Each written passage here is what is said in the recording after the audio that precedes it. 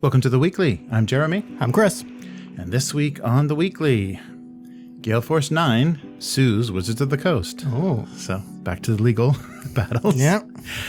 And Roll, the new virtual tabletop, early access open to all. R-O-L-E or R-O-L-L? R-O-L-E, yeah. Yes, yeah, well, that'll be in the description of the title, so hopefully people understand.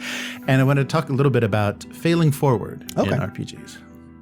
So let's start with Gale Force 9. So they wrote, after 12 years of working with Wizards, we find ourselves in a difficult place of having to utilize the legal system to try to resolve an issue we've spent the last 6 months trying to handle between us.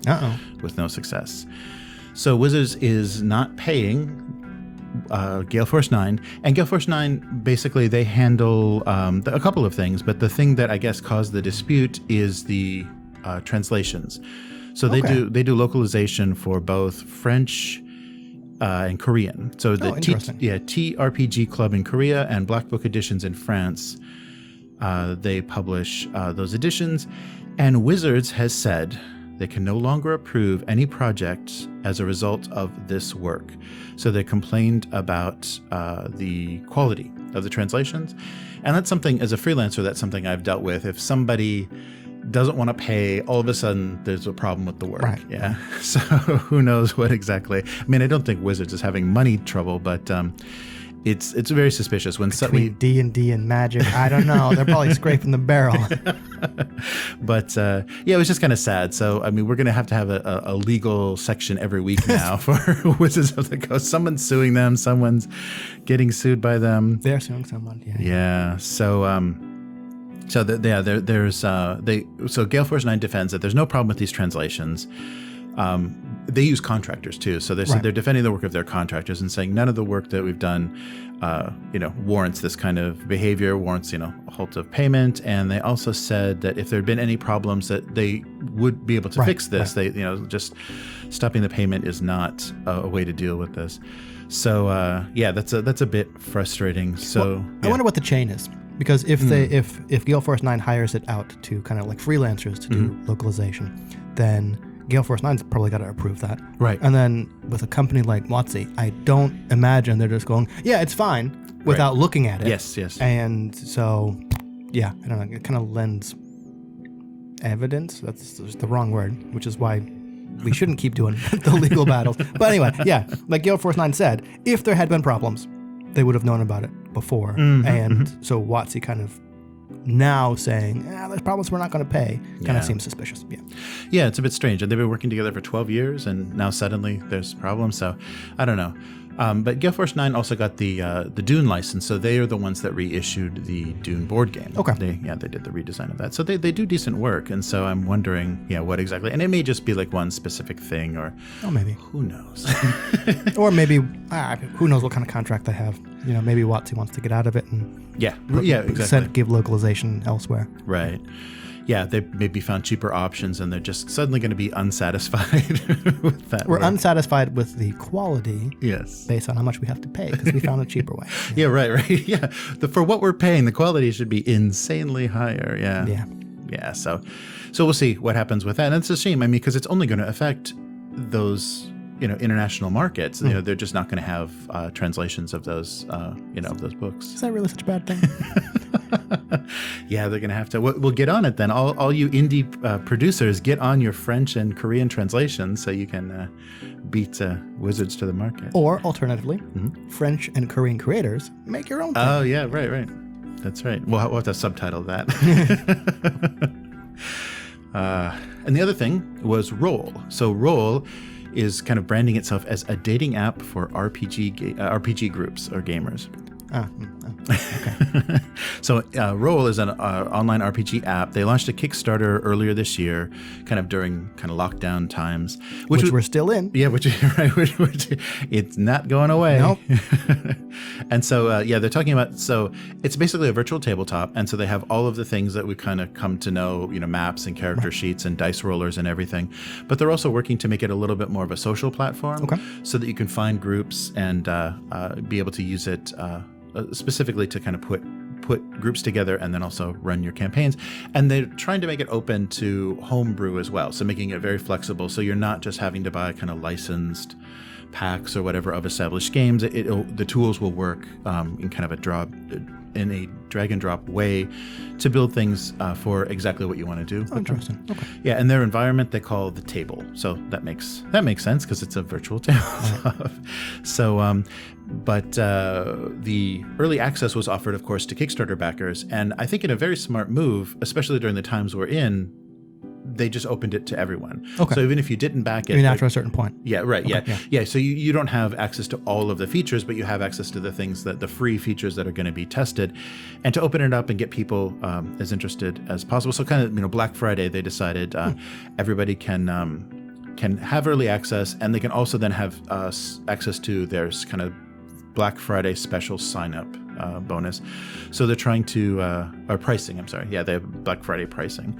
So they're getting trying to get people interested. I think that's a good move, especially if people are locking back down in Europe and North America. This might be a good chance for people to try other things. And so with the full release, it'll feature a marketplace with exclusive content, and they're also releases planned for their first year of supplements, which will include the RPG Lancers. Lancer, Masks, and Swordsfall will all be supported. And this app is fully DRM free, so you're not going to deal with rights protections and things. So yeah, so if you are interested, give that a shot. And the planned launch is May 2021. Okay. So that might be a nice option, and I think it's just good to compare. And as Drive-Thru RPG is backing Astral, yeah. So there's kind of people getting behind certain platforms, so it's good to decide. I just recently used a little bit of Roll20. Right. It's okay. I mean, maybe I don't know if the paid version is much better, but what they give you for free is not incredibly impressive, and had a little technical trouble with microphones and things. So I'm like, yeah. So I don't know. I mean, it's hard to beat Discord, just free Discord. That's where people are meeting together anyhow. And you just use a Google Whiteboard in Discord. And it's like, you got to do a lot better. Yeah. Yeah. The last time I did online gaming, we just used Skype and some kind of like Google Sheet, if that. Right. And Discord's not really my thing because I can't keep up with all the text things, and that's basically all I do. And I've not really looked at the other platforms, but the only online gaming I've done has been with people who are already in my game group. So I'm kind of curious what tools, what safety tools, Roll would put in place to make it easier to find new people to add to your group. Yeah, that's interesting. Yeah, like the kind of the criteria and because that a lot of the big platforms, it's just game based. They're just you're looking and sorting just by game instead of maybe genre or group type. Like storytelling or what crunchy mathaholics. How would you even categorize that? But so it'll be interesting to see. And if they're saying they're trying to kind of promote like a social group finding thing, they're going to have to, figure that out. They're going to have to kind of crack the, search criteria for what people want to do online. Yeah, interesting. Swipe right on this page. That's what I'm thinking. Yeah, that's right. First thing that pops in my head when you're like, it's a dating site for gamers. I'm like, really? Is that what we're gonna... Oh, no, okay. Yeah, so give that a shot if you're kind of bored with what you're doing or you hope there was more out there. And it looked okay. The interface looked nice and clean. So it had a decent look. So it might be worth giving that a run. Oh. And taking advantage of that Black Friday pricing. Which will be a week out from this recording. Right. Yeah, a week ago. And or perhaps Cyber Monday or whatever comes after Cyber Monday. Yeah. Right. Yeah. So I also wanted to talk a little bit this week about failing forward. So when we talked last week about kind of, PC RPGs and tabletop and talking about like what one could do and what another couldn't do or the, influences between the two, that was something that has in more modern RPGs has really become a common kind of mechanic or common kind of concept that people are using to great effect. That fail forward? Yeah, failing forward. And I think that's something that computers can't do very well, because you have things like save points and things. And so it's just like you have a fail state and then you have a rewind, it's not, so you don't like accept your failure so much and use that, have that incorporated into any kind of story or any kind of mechanic. Well, again, I mean, like video games are kind of, not always, but I mean, you look at early video games and like fail states are, you lose, right? Yeah, like, it's just game sorry, over. you didn't save. Go back to the beginning, right? Do that Mario level over again, right? Right. Which is why those speed runs and wow, look at it.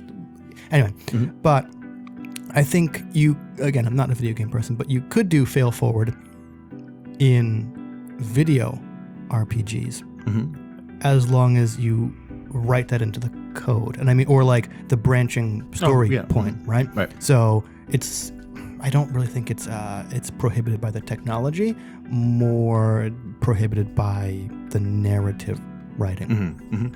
Yeah, that's true. And I don't think, it could be done, but I don't think, people are seeing, and I guess maybe the closest thing that they've done is like the morality mechanics where you do something bad or you accidentally kill somebody, that is kind of a failure, and it's going to make you, it's going to hurt your kind of moral value or your whatever, and you're going to be viewed differently in the game. Well, I've not played it, and it's been out for a long enough time that I don't think this is spoilers, but Undertale, from what I hear, the kind of indie game, there's a way to beat the game without kind of killing anyone or violence, and that that's interesting. But I wonder if kind of one of the approaches to video games, regardless of the type of video game, is the player saying, oh, I messed that up. Let's go back to the earlier save point and do that again and try and get the best, whatever that means for that game, result of whatever task I'm trying to achieve. Where in a tabletop role-playing game, you can absolutely do that, but it requires the player or a player, including the GM, to say, you know what? I messed something up. Or this was not a satisfactory outcome. What do you say we back up to this previous point and do something different? Right. Which I kind of did during the Tachyon Squadron game that we're running, only because it went from what I thought was going to be kind of like a one-shot to a campaign, and a part that I felt was rushed. I'm like, okay, let's back up. Because we can do that better. And everyone said, okay, cool. But unlike a video game where you just got to like hit a button, right? Everyone at the table has to agree that, yes, we want to, for whatever reason, go back and kind of try again. Which I think is maybe why failing forward is more popular or becoming more popular in tabletop RPGs, because it's like, well, the outcome of whatever we were doing, our characters, wasn't great, or like we failed it, right? But that doesn't mean you have an end screen that pops up, right? It's like, nope, the game's still going. You can still maybe achieve your objective just in a different way now. And not so much recently, but when Fail Forward first started kind of entering more mainstream TTRPG discussions, I think I was running into people who had a misconception where fail forward, or people thought fail forward meant the PCs can never lose. Oh, right. Which, that's not it. Yeah, right. Fail forward means like, nope, you failed, but things don't end. Yes, right. Just kind of keep going, hence the fail forward. Right, and kind of rolling that failure into a narrative, like making that part of the narrative, and your failure keeps the story moving forward, but it doesn't, so that's the thing, and this is, I think you feel it most in combat, maybe the charisma checks and things, or some kind of physical skill check, but you feel it a lot in combat. We were talking about the round where everybody misses, and if in those combat rounds, when your attack misses, if there's an immediate consequence other than 0 damage, if there would be something like a counterattack, kind of like how war games, like 40K or something, you're doing a melee attack and you miss, and there's a counterattack immediately, so you immediately are going to take damage. And some of the systems that use kind of action points and things where you're spending points, so you would have to spend a point to parry or counterattack somebody, but that means you don't have an attack when it's your turn in the initiative. Things like that do seem to feel like they have more consequence, and so failing an attack roll, does feel like, okay, there's something happening, and I should think a little bit more carefully about, what I'm doing in combat instead of just attack.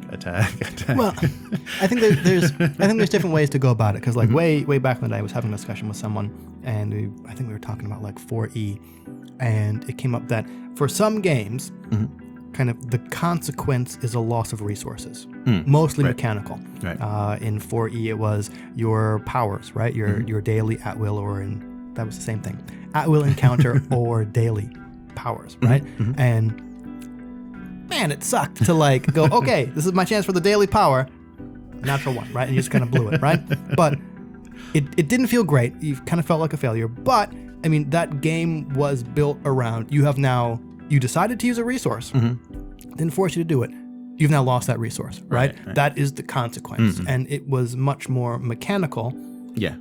And it was more on the table to give it narrative weight, which sometimes I felt really difficult to do in 4E. But even like 5E D&D or kind of traditional hack and slash games, the consequence of that failed roll is now the enemy gets to make an attack, and maybe your hit points are going to dwindle, or you wasted a spell slot, or whatever thrice a day power you had. Now you only have 2 of them, right? Right. So I don't particularly like that style of game, but I think there is a style of game where that works. Yeah. Where you're kind of counting down. And in that case,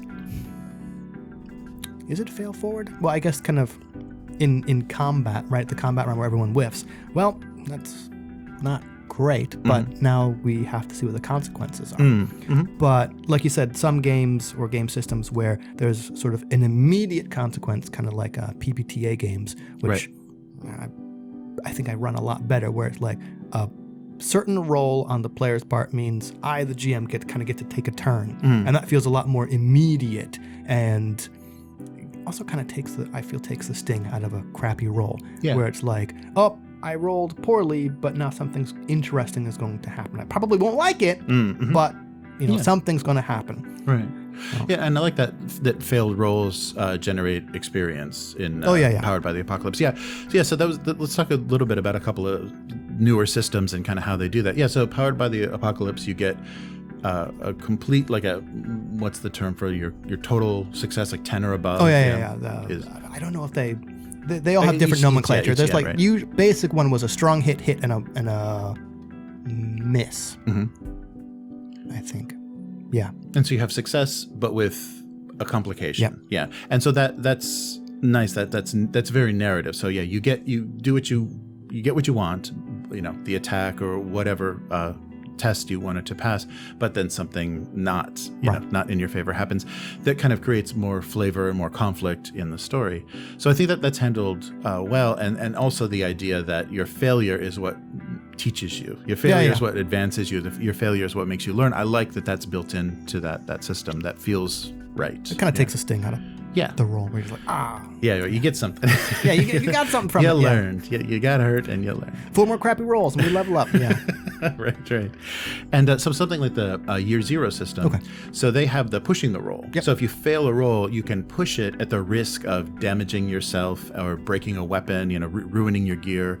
Or incurring more stress and alien. Right. Yes. Increasing your stress level. So I think that works well too, because it's not easy, depending on how big your dice pool is, to get that 6 on your D6s. And so, to how much are you going to try, and then how are you going to handle that consequence, and then kind of narratively trying to figure out, like, what did you do that actually caused you to, like, dull your sword, or take that mental stress, the strain of what you were trying to do, just kind of injured you mentally.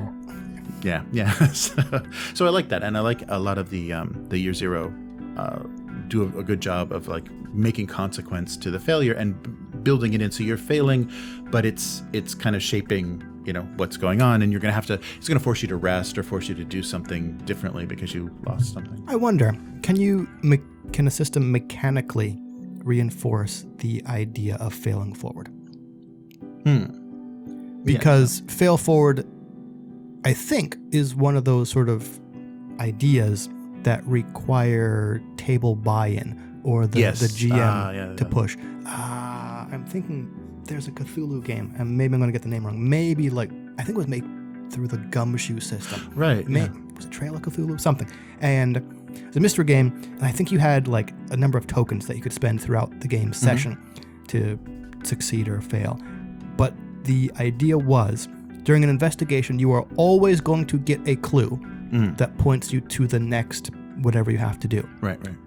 Success or spending those tokens got you better clues or more information. Right. Yeah. That's kind of the only game off the top of my head that I can think of that has a mechanic that kind of reinforces fail forward. And it wasn't even fail. It's just you are guaranteed to progress the story. Just there are options to maybe, giving you more information where you have better choices. Right.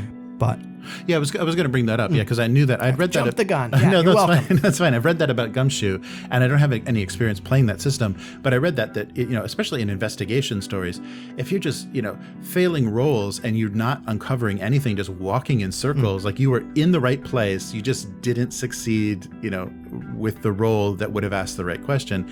That's very bad design. frustrating. Bad game design. 1, right. Bad GMing. 2, where it's like you can't hide crucial plot elements behind the paywall of a die roll, right? Like if the plot needs this element to succeed, you got to give it to the players. You just have to give it to them. Yeah, no, I think that works well. I mean, it will advance. It's just like kind of the quality or like the detail of that information is going to be different. Yeah.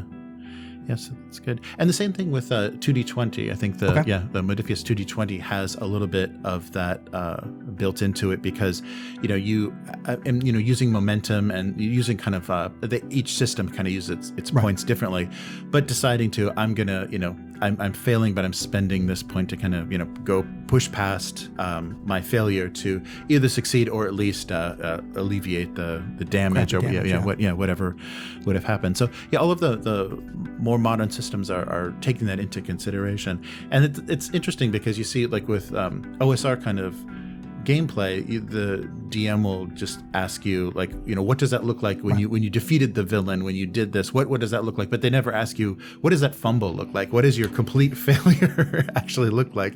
And that should be as much a part of the game as well, is describing your failures as much as your successes. I've found there's for me at least, there's an interesting balance as both as a GM and a player from the amount of GM narration for die rolls and player narration for die rolls that I want. Because I've found that if, in an extreme example, if every player roll, the GM says, tell me what that looks like, tell me what that looks like, tell me what that looks like, I kind of feel like the GM, you're not doing your job.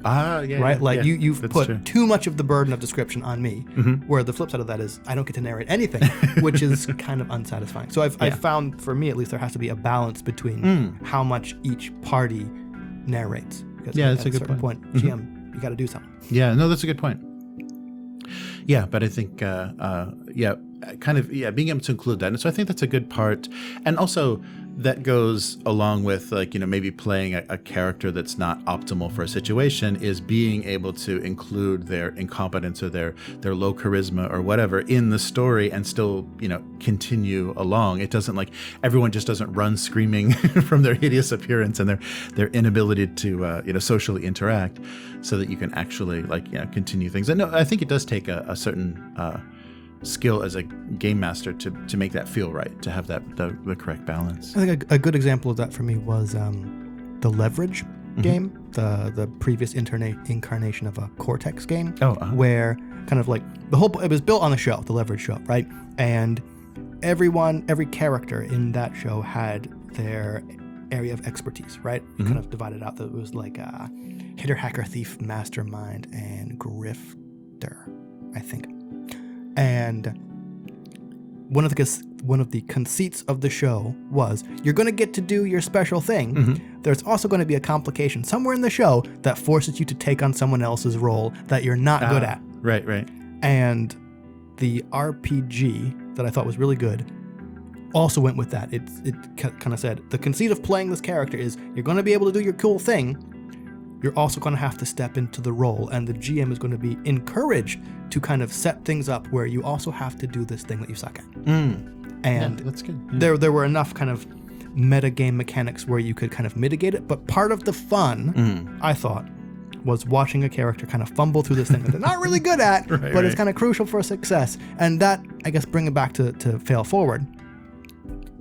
For something like that to work, a crappy roll, I think, can't mean heist over. Yeah, right. Right? Like, they're on to you. You're all busted. You're in jail now, right? Right. Like, it won't work. Like, it's got to be like, okay, well, the person now looking at you weird because you got that person's name wrong. Or whatever topic you were talking about, you just sounded like a complete idiot, right? Yeah. And it's now other people then have to go in and kind of clean up your mess to make sure things progress. But giving them that chance and allowing them to fail forward, I think, is something that allows those kind of games to work. Yeah, no, I think that's a good, and that's always, I mean, if you're thinking about the session as a TV show, an episode of a TV show, that is a staple of, like, you know, putting someone, like, you know, kind of fish out of water, or putting them in an awkward situation to make it interesting. Yeah, to just watch them survive it. That's if some people want to do that. Yeah, exactly. Yeah, and that's that's definitely a type of game. Yeah. I was again thinking of like an early 4E game I was in. One of the players, their idea of fun was kind of just doing the things they were good at, which was fighting. Right. And when it came to like kind of the social scenes, they made it pretty clear that they just wanted to kind of, like, the character was there, don't make them talk. Right. And different people have different play styles. Kind of took me a while to figure that out, because for a while we would be like pitching softballs to this other player's character, like, okay, well, do you want to say anything? And it was always no. And then it's like, oh, okay, it's because your idea of fun is just kind of the combat. Right. Yeah. Okay. So yeah, people have to be open to it, and if they aren't, maybe don't force it. Yeah, that's true. Yeah, you can't. Yeah, that's a good point. Is like saying, in this game, you know, just thinking as a GM, I'm going to force people out of their comfort zone and to do stuff they don't want to do. That's not going to be a fun session at all. Unless, like, if everyone agrees to it. Right. And I would really prefer you force the character out of the comfort zone rather than the player. But I mean, like, if everyone goes, no, cool, we're in, then cool, you got a game. If a person goes, okay, you know what? Y'all can do that. I'm going to do this other thing, then you got to respect that. Yeah, I think that's good. Yeah, just, good communication, and also being able to kind of read the table and find out, like, you know. Which is not an easy skill to do. Oh, no. Especially when you're running a game. Yeah. And if you could just sit back and, like, watch, then it'd be a lot easier. But if you're also, like, you know. The stress, there's definitely the stress of running the game. Yeah, you can't keep an eye on everybody and everything. Yeah, that's a good point. I've gotten better at it, having to watch a toddler. Yeah, that's right. Yeah. One eye and everything is like, oh, what's going on up here and here? Yeah. Don't touch that. Don't stack those dice. Yeah. Quit doodling on your character sheet. Yeah. Nice. So what do we have on the table? I thought since this is a visual, sure. we have a visual element. I thought more packages that arrived in my house. Nice. So I got my comp copy of the Cortex Prime Player's Handbook, or actually the Cortex Prime Handbook, which, as much as I like Cortex, and I have hopefully words coming up in an upcoming book, this is a toolbox. It's basically all the options for previous incarnations of the Cortex role-playing game, sort of presented in this book. I see. At the back, there are 3 settings to kind of show you how the pieces interact that you could actually play with, but it's kind of like Fate. It's very much we'll give you the tools and the parts, you build your game. Maybe even a bit more so than Fate, because Fate's like, here's our system, you can plug in whatever you want. Cortex Prime is like, here's our system, and all these additional mods and tweaks to enhance your game. You gotta put it together. Cool. Well, then I also have Good Society, the Jane Austen RPG, which I want to play a lot. And the expansion, and the card decks, which, wow, I'm not going to bust them out, but those cards are what I want to do with cards, and what I tried to do with our Tachyon Squadron game is what they have done. Really? Where it's like, okay, you have your sheet. What's your background? What's your connection? Well, they have the cards for that. Nice. To the point where they have made play sets that say, use card number 9, use card number 30 to deal out to the players. Right. Which I thought was really clever. And then they have beautifully illustrated, like, kind of like NPC cards as well. So, that's really nice. It's just going to be difficult. The linen tablecloth and the bone china is going to be the expensive part of that session. If there is a game to dress up for, it's this. Right. Nice. Well, very cool. So yeah, I'll put links to to both of those in the description, so you can find both of those games. Wow, yeah.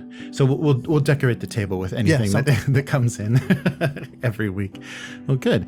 So where can people find you? On Twitter, as always. That's Hivemind, HYVEMYND, where I am sorting magic cards currently into that wacky draft cube. Nice. Yeah. So more magic in our future. Nice. Yeah. And this time drafting. Right? That's the goal. Yeah. Nice. Yeah. Very good. And if you'd like to find more about the weekly, please visit idleredhands.com. And you can support this podcast on the Patreon. So patreon.com/idleredhands. And yeah, we'll be back next week doing this exact same thing, and maybe something different on the table, and hopefully a different topic or two. Cool. So thanks for joining us. And if you like this video, please give us a like and subscribe to the channel to get notifications of new episodes. So every week we do this, and then there's a lot of other things on the channel to take a look at. So thanks for joining us. We'll be back next week. Later, mortals. Bye.